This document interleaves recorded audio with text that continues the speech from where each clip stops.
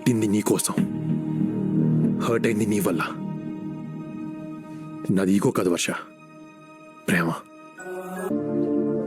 జ్ఞాపకాలు చెడ్డవైనా మంచివైనా మనతోనే ఉంటాయి, మోయక తప్పదు.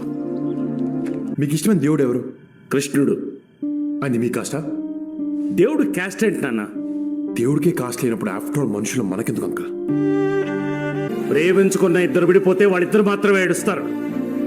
పెళ్లి చేసిన తర్వాత విడిపోతే 2 కుటుంబాలు ఏడుస్తాయి. మీరు తనకి ఏమి ఇచ్చినా ఎంత చేసినా అవేమి గుర్తుండవు.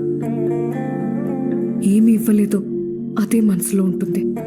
మనుషుల అంకుల్, ప్రేమ గుర్తుండదు, తప్పొక్కటే గుర్తుంటుంది.